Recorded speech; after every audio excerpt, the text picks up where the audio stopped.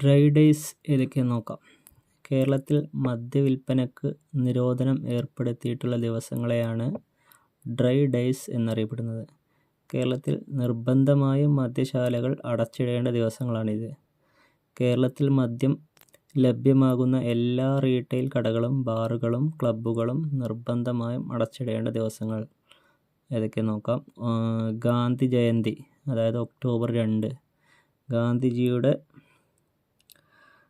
രക്തസാക്ഷിത്വ ദിനം ജനുവരി 30, അതുപോലെ ശ്രീനാരായണ ഗുരു ജയന്തി, ശ്രീനാരായണ ഗുരു സമാധി, എല്ലാ ഇംഗ്ലീഷ് മാസത്തിലെയും 1-ാം തീയതി,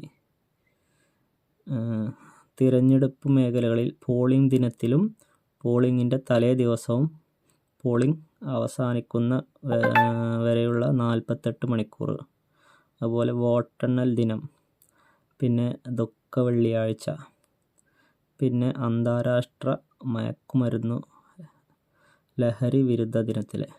ഇത്തരം ദിവസങ്ങളിലാണ് നിർബന്ധമായും അടച്ചിടേണ്ട ദിവസങ്ങൾ. അത് ഡ്രൈ ഡേയ്സ് എന്നറിയപ്പെടും. പിന്നെ കുറ്റകൃത്യങ്ങൾ വിശദീകരിക്കുന്ന വകുപ്പുകൾ നോക്കാം. സെക്ഷൻ 13, സർക്കാർ അനുവദിച്ചതിലും കൂടുതൽ അളവിൽ മദ്യമോ മറ്റ് ലഹരി പദാർത്ഥങ്ങളോ കൈവശം വെക്കുന്നത് നിരോധിച്ചിരിക്കുന്ന അബ്കാരി നിയമത്തിലെ സെക്ഷനാണ് സെക്ഷൻ 13. അടുത്തത് സെക്ഷൻ 13(1) ക്ലോസ് 1, സ്വകാര്യ ഉപയോഗത്തിന് കൈവശം വെക്കുന്ന മദ്യത്തിൻ്റെ ലൈസൻസിന് ഫീസ് ഈടാക്കേണ്ടതില്ല എന്നാണ് സെക്ഷൻ 13 ക്ലോസ് 1 പറയുന്നത്. അടുത്തത് സെക്ഷൻ 13 ക്ലോസ് 2, വിദേശ മദ്യം കൈവശം വെക്കുന്നതിനെക്കുറിച്ച് പ്രതിപാദിക്കുന്നതാണ് സെക്ഷൻ 13 ക്ലോസ് 2.